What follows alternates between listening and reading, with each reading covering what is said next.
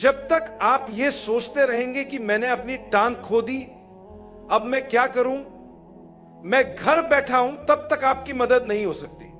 आपने तलाक जैसी बड़ी आजमाइश का सामना किया, एक बहुत बड़ी मुश्किल।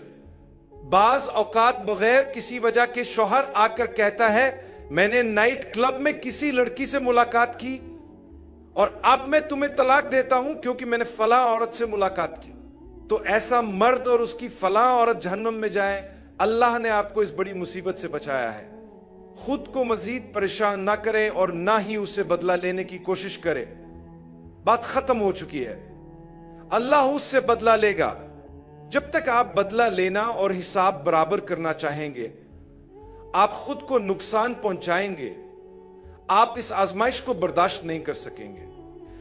यह आपको मुतासिर करती रहेगी। इस किस्म की मुश्किल से निकलने के लिए जिंदगी को आगे बढ़ाएं, उठें और आगे बढ़ें। इस बुरे वाकये को भूल जाएं। यह एक गंदा और बुरा बाप था। शायद कोई अल्लाह का नेक बंदा आपसे निकाह करे और फिर आप सोचेंगी, या अल्लाह, मैं तेरा शुक्र अदा करती हूं कि मैंने तलाक का सामना किया, क्योंकि अगर ऐसा ना होता तो मैं इतने इज्जतदार इंसान से शादी ना कर पाती। बहुत से ऐसे वाकयात हैं जिनमें लोग आजमाइश के बाद बेहतरीन चीजें पाते हैं। आज एक खातून मुझसे कह रही थी, वल्लाह मेरी पहली शादी से पहले मैं दुआ करती थी कि या अल्लाह मुझे ऐसा शौहर दे, ऐसा ऐसा, और मेरी एक लंबी फहरिस्त थी। मैंने शादी की मगर मेरी हालत बदतरीन हो गई। मैंने अपनी पूरी कोशिश की लेकिन बात तलाक पर खत्म हुई। तलाक के बाद मैंने बड़ी मुश्किलात का सामना किया।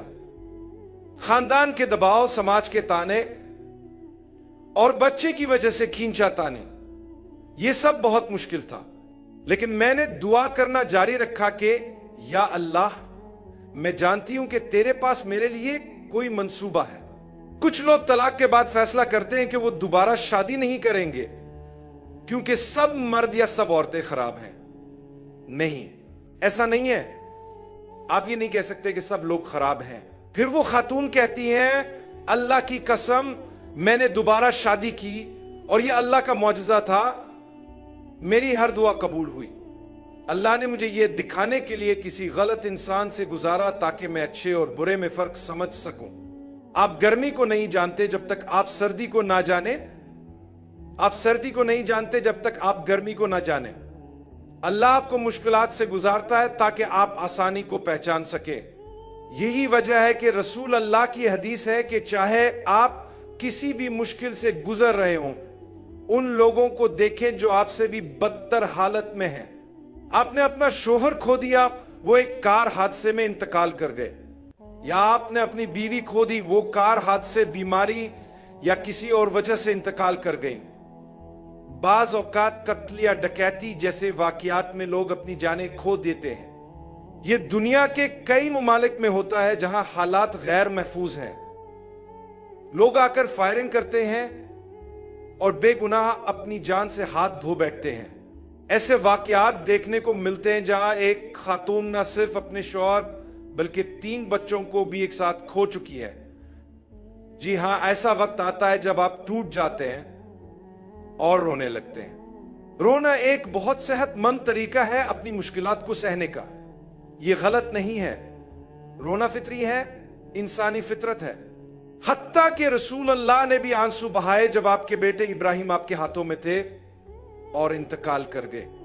सहाबा ने पूछा कि या रसूल अल्लाह, ये क्या है? मतलब आपको तो मजबूत होना चाहिए।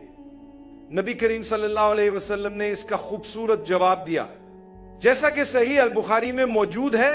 ये तो रहमत है जो अल्लाह ने उन लोगों के दिलों में डाली है जो रहम करते हैं। आपने अपने बच्चे को खो दिया तो अल्लाह उस बच्चे को भलाई अता फरमाए और अल्लाह उस बच्चे को आपके जन्नत में दाखिल होने का जरिया बना दे। कैसे? क्योंकि आपने सब्र किया। अल्लाह ने फरमाया, बेशक हम सब्र करने वालों को बेहिसाब अजर देते हैं। आपने सब्र किया। कभी कभी आपने अपने बच्चे को याद किया, आप थोड़ा रोए, मगर वक्त के साथ साथ वो दुख थोड़ा कम हो गया।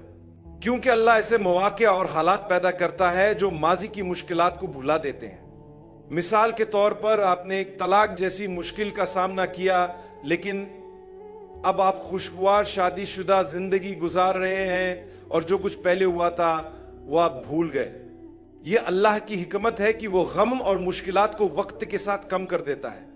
جب آپ کسی بچے یا کسی عزیز کو کھو دیتے ہیں اور آپ صبر کرتے ہیں، پھر جب آپ وفات پا کر اللہ تعالیٰ سے ملاقات کریں گے تو اللہ تعالیٰ آپ سے فرمائے گا تم نے اتنا صبر کیا، تم میری تقدیر پر خوش رہے۔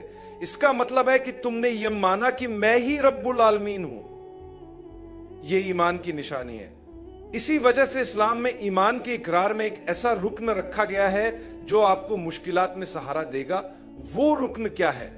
تقدیر۔ یہ اچھی ہو یا بری، میں مانتا ہوں اور یقین کرتا ہوں کہ یہ صرف اللہ کی طرف سے ہے۔ اس کا مطلب یہ ہے کہ جب کچھ اچھا ہوتا ہے تو میں اعلان کرتا ہوں کہ یہ اللہ کی طرف سے ہے، اور جب کچھ برا ہوتا ہے تو بھی میں یہی اعلان کرتا ہوں۔ یہ اس لیے ہے کہ ہم اپنی مشکلات کے دوران صبر کر سکیں۔ یہی وجہ ہے کہ اللہ نے ایمان کے ایک ارکان میں یہ شامل کیا ہے کہ ہم تقدیر پر ایمان رکھیں۔ جب آپ کہتے ہیں اللہ آپ نے میرا بچہ لے لیا یا میرا کچھ نقصان کیا، لیکن میں آپ کے فیصلے کے سامنے جھک گیا ہوں، میں آپ کی تقدیر پر راضی ہوں، مجھے صبر عطا فرما، مجھے اس نقصان پر قابو پانے میں مدد دے اور اسے میرے لیے کسی بہتر چیز سے بدل دے، تو یہ صبر کا بہترین طریقہ ہے۔ رسول اللہ پر جب بھی کوئی مشکل پیش آتی تو آپ فرماتے اِنَّا لِلَّهِ وَإِنَّا إِلَيْهِ رَاجِعُونَ، بے شک ہم اللہ کے ہیں اور بے شک ہم اسی کی طرف لوٹنے والے ہیں۔ اس دنیا میں کوئی چیز ہمیشہ کے لیے نہیں ہے۔ رسول اللہ نے ہمیں سکھایا کہ ہم اللہ سے مدد مانگیں، اس سے اجر کی دعا کریں اور کہیں اے اللہ مجھے اس مشکل سے گزرنے میں مدد دے اور مجھے اس کے بدلے میں اس سے بہتر چیز عطا فرما۔ جو کچھ آپ نے کھو دیا ہے اس سے بہتر چیزیں موجود ہیں۔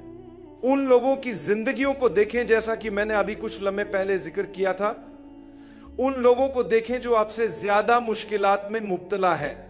ان لوگوں کو دیکھیں جو کیمپوں میں پیدا ہوئے تھے اور آج بھی وہ ان میں زندگی گزار رہے ہیں۔ ان لوگوں کو دیکھیں جن کی شادیاں مہاجر کیمپوں میں ہوئیں۔ ان ماؤں کو دیکھیں جنہوں نے بمباری سے بچتے ہوئے بچوں کو جنم دیا، اور بہت سی ایسی مثالیں ہیں۔ ہم نے ان کے مقابلے میں کچھ بھی نہیں دیکھا، وہ شدید مشکلات سے گزر رہے ہیں۔ اللہ ان کے لیے آسانی پیدا کرے۔ تو ان لوگوں کو دیکھیں جو زیادہ مشکلات میں ہیں، اور جب آپ ان کے لیے دعا کرتے ہیں تو فرشتے آپ کے لیے بھی دعا کرتے ہیں۔